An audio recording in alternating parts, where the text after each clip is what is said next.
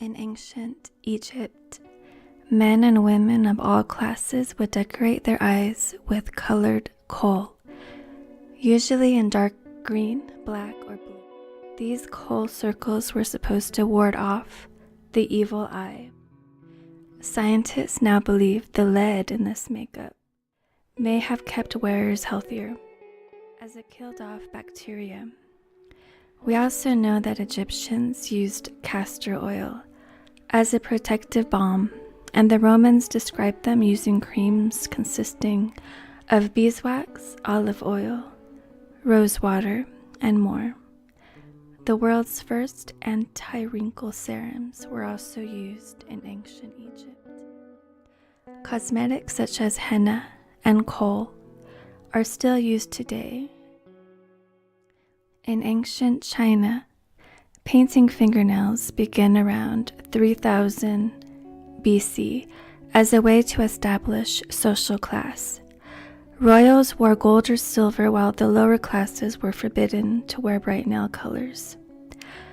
Plum blossom makeup originated from a folk tale about a princess whose beauty was enhanced when a petal fell on her face. This was popular throughout the Tang and Song dynasties.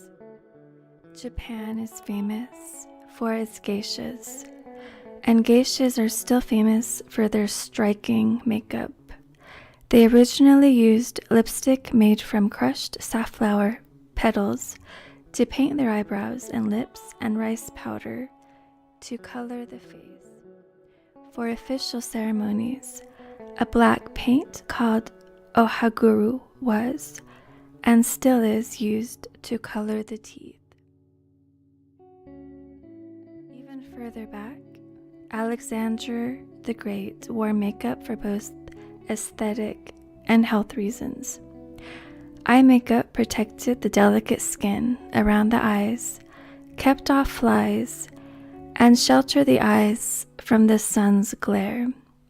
As he traveled around Asia, Alexander would send plant cuttings home to a friend in Athens so that they could create a garden, especially for beauty products.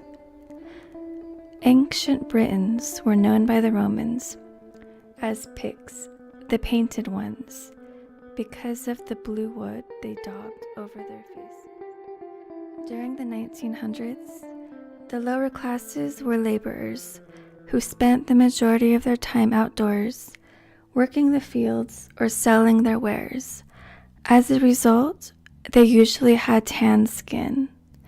A pale complexion came to symbolize a gentrified or aristocratic person who did not have to work for their income. Makeup of the 1900s consequently sought to emulate this pale appearance. Making your face white was a dangerous practice in the 1900s, as the main ingredient in powders was generally arsenic. The cosmetic routine at this time involved a simple powdered face, pinching to bring color to the cheeks, and darkening eyelashes with burnt matches. Colored petals or wet red tissue paper were used to color the lips.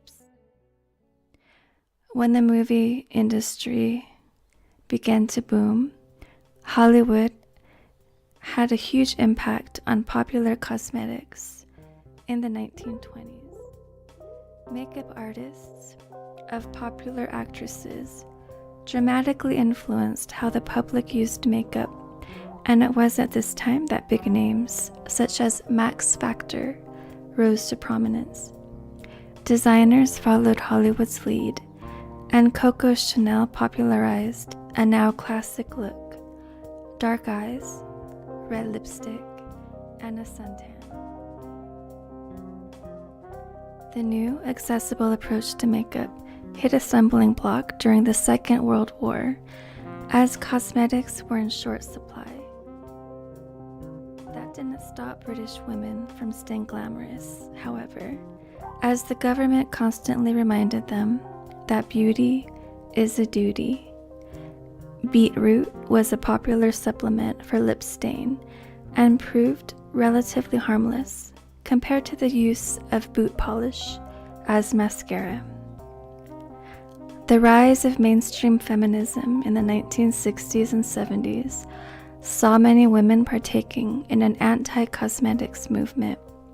They claimed that makeup was a tool in objectification, which saw society treat women as sex objects rather than people.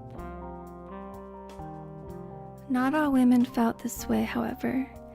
In the 1970s, Avon introduced the world to the lady saleswoman, despite certain feminist misgivings. The general consensus was that the popularity of makeup provided opportunities for women as entrepreneurs, inventors, manufacturers, and distributors. The 1970s was a time of real boom for men wearing makeup. Inverting stereotypical gender roles was a symbol of counterculture defiance. The Cure's frontman, Robert Smith, says, "I started growing my hair long and wearing makeup and stuff because I was at school and I wasn't allowed to." The iconic makeup of rock band Kiss became a staple of their stage presence in the 1970s as part of the New York glitter movement. Vocalist Gene Simmons says, "We knew we wanted to get outlandish. Being on stage dressed like a bum wasn't my idea of respect." Many other glam rock male performers included David Bowie, Alice Cooper, and Iggy Pop. They began to wear more flamboyant makeup looks both on and off the stage. Bowie in particular changed the cosmetic landscape with the cosmic Ziggy Stardust, a bisexual, gender-defying, makeup-wearing alien. Ziggy had the face that launched 1,000 makeup tutorials. With access to all makeup imaginable, 1980s looks featured bright eyeshadows teamed with bold lipsticks and big hair, a style mastered by singers like Boy George and Madonna. The 1990s brought normcore and grunge to the mainstream. Faces were either clean and natural, or making a statement with heavily kohled eyes and dark lips. Gwen Stefani, Courtney Love, and Winona Ryder all worked the grunge look alongside Kurt Cobain and Johnny Depp. In the 21st century, makeup is for everyone. Men are quickly catching on to products such as concealer and eyeliner to enhance their own features. As gender equality movements progress, the line between who can and can't wear makeup is becoming ever more blurred. Now more than ever, makeup is seen as a tool of self-expression, whoever that self may be.